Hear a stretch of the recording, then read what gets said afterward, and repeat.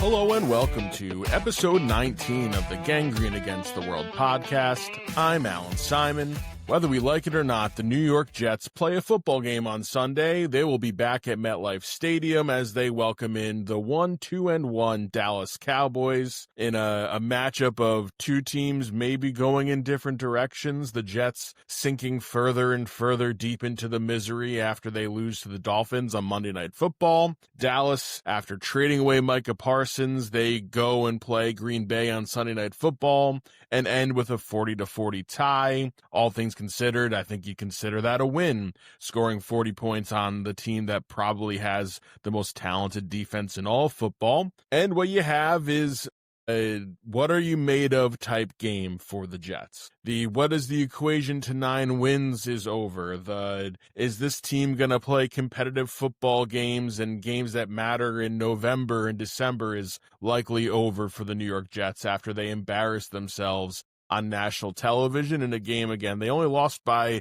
6 points, but the story was much worse than what the cover is of that game. And now it's about what is this team made of for real? What now that they have been embarrassed once again? Aaron Glenn gave his "we're not the same old Jets" speech, and it turns into an even worse performance against a bad football team with the Dolphins. Now we get to see against a Dallas team that isn't great. They're 1-2-1. They are one of the few teams worse on defense than the Jets are, and they give up a lot of points, but they can also score a lot of points too. This could be a game that the Jets continue to run the ball well and they put up a lot of points, and maybe just by a fluke, by accident, they get their first turnover on defense for the first time this season. Or else if they don't, they'll tie their franchise record for most games in a row without converting a turnover. It is also really going to be a stamp on who is Aaron Glenn. Is this a one and done head coach, or is this what a rookie head coach looks like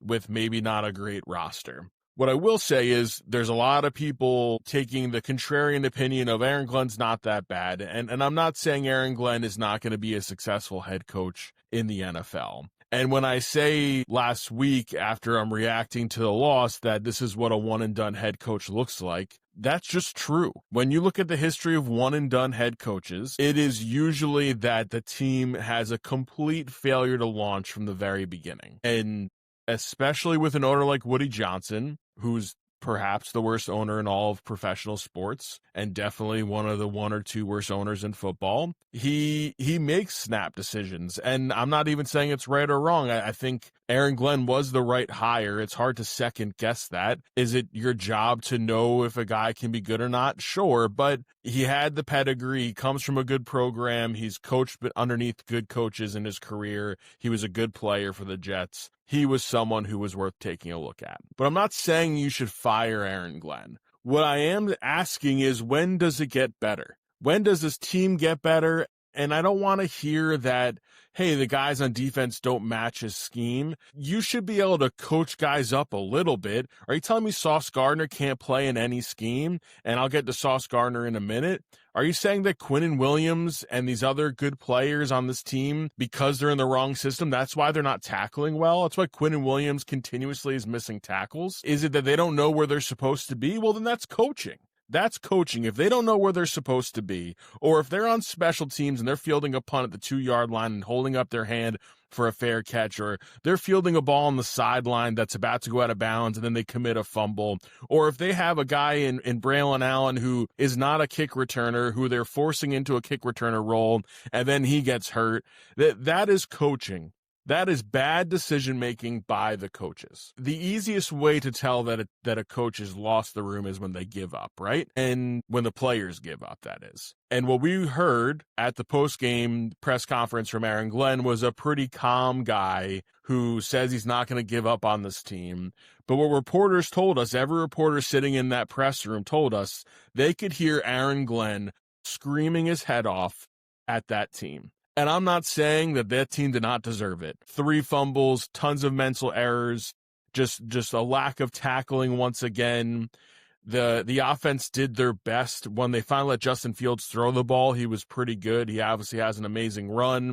It's hard to really blame the offense, but they can't hold on to the ball and they can't make the right plays on defense. They make bonehead decisions on special teams. You can only just scream at a team so much. And in today's NFL, that wears thin even quicker than it's ever been in the NFL.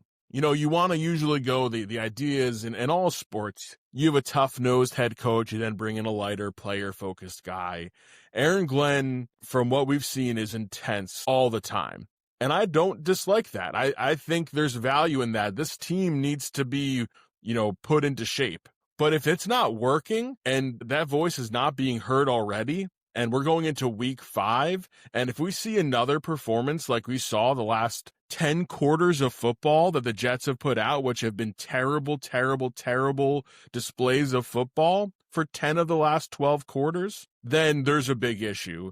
And that's when it's not unfair to say, hey, is Aaron Glenn the right guy? And we've looked in the past before. Everyone knew Adam Gase was the wrong guy. We all knew it when he was signed, that this was not a guy who should be a head coach for a New York team or any team. And we saw what happened. And he turns out to be the worst, or one of the worst coaches we've ever seen. He is at least equal to Rich Kotite. And I'm not saying Aaron Glenn is that. And Aaron Glenn could end up going someplace else if it doesn't work out here, and turn into a really fine head coach, because he's a football guy. I think it's in his bones. He seems to be a good leader of men, all of those things. But if this continues to look terribly, all I'm saying is it is not unfair to say, is this the right guy for this team?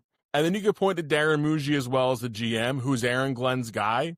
I think Aaron Glenn's making the decisions on these roster moves. It just can't keep looking like this for another, whatever it is, 13 weeks. Or it's going to go down as one of the worst seasons in the history of the Jets after a long string of losing season after losing season over the last decade. So how does this team respond? How do they turn it around? One, you face a Dallas team that can't stop the run to save their souls, and you keep running the ball. And then you use that as an opportunity to throw the ball downfield to Garrett Wilson, and you can't give up on Garrett Wilson. The problem with the Miami game plan wasn't that they ran the ball too much, it's that they didn't mix in anything else. And that first drive is just a killer with Braylon Allen fumbling the ball, because they ran the ball down their throats and took up a lot of game time, and you end up with nothing, and all of a sudden you're down 10-0. But that's the problem when you were a run-only team. If you're a run-only team and you have a good drive and you don't get points out of it, it takes that much more game clock to come back and score. And Justin Fields on a broken play does what Justin Fields can do and scores a long touchdown. But these drives, these methodical drives down the field with Justin Fields have not really happened since week 1.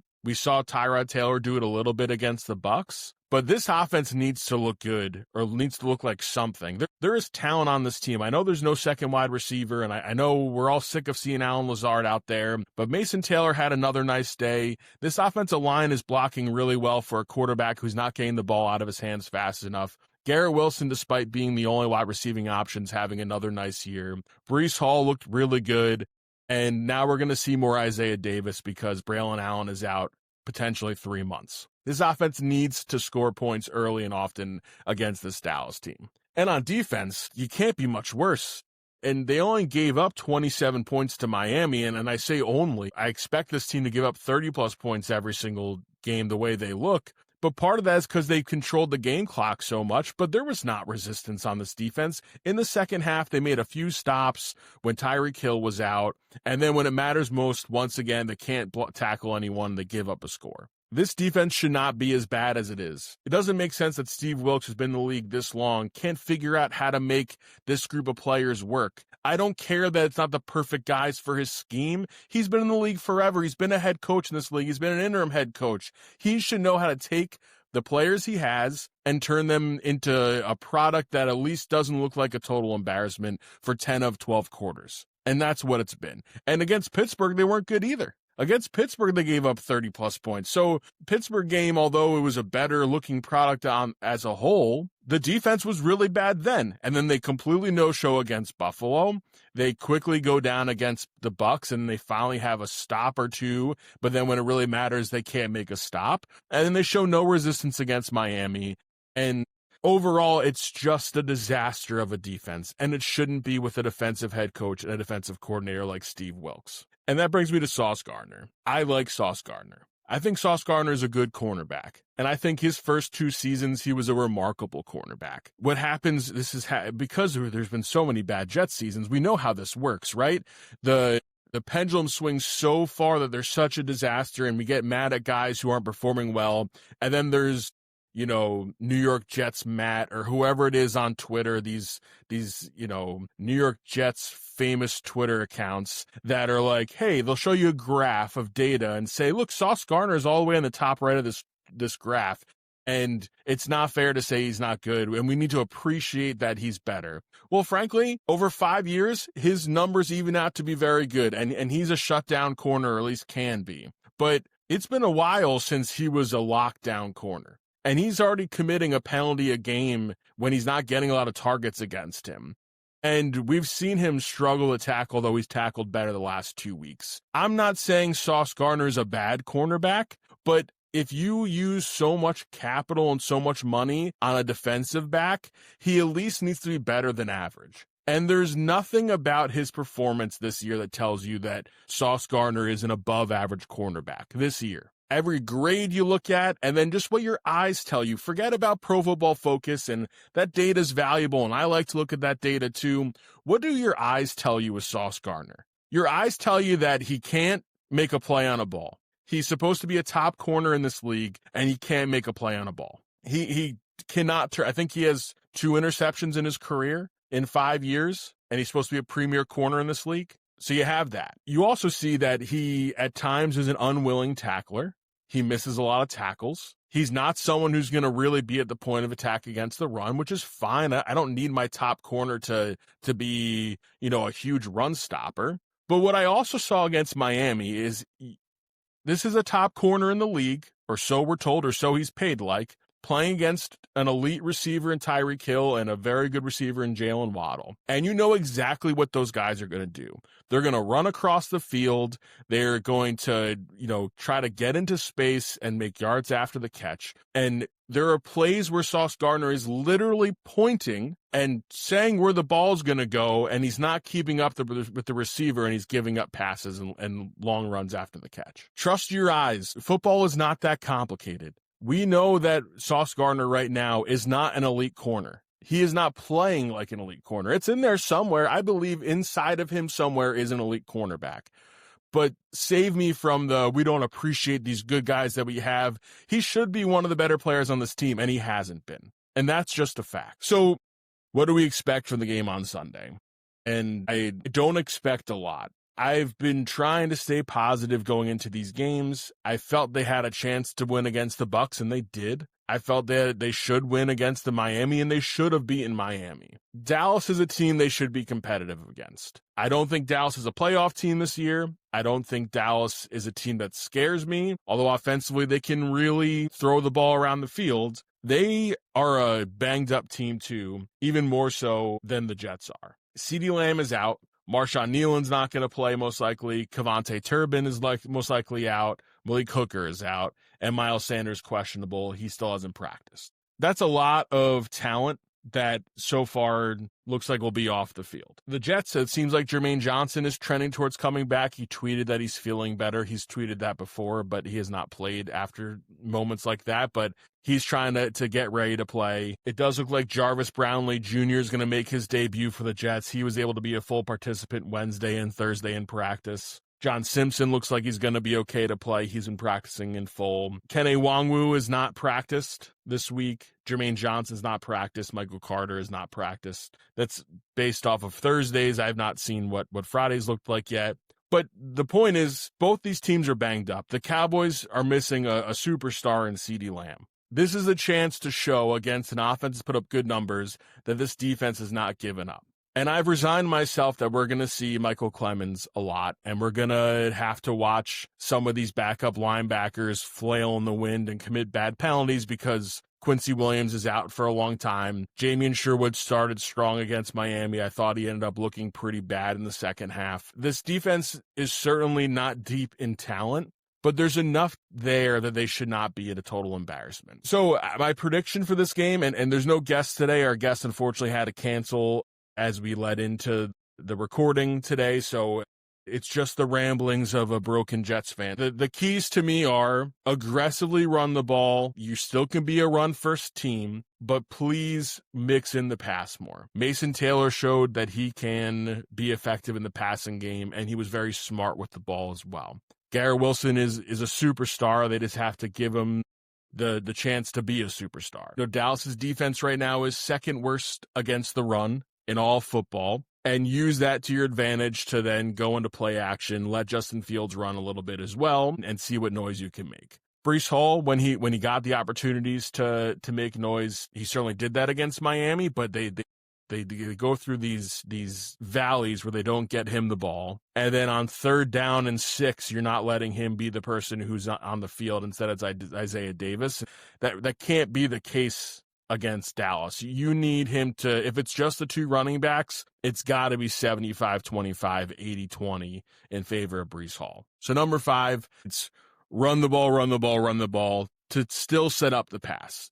Number 4, I think Quinnen Williams needs to have a louder game. Quinnen Williams' tackling grades have been really poor, although he's been unblockable and certainly been a beast. It is not because of him this defense has performed poorly, but let's see Quinnen Williams get into the backfield, put some pressure on Dak Prescott, and can he be the one who pokes a ball loose on a strip sack or something at the point of attack to cause a turnover? So number 4 is I want to see some loud noises from Quinnen Williams at MetLife Stadium. Number 3 is Mason Taylor. Mason Taylor looked really good, and my favorite part about Mason Taylor's game against Miami was he showed his football IQ.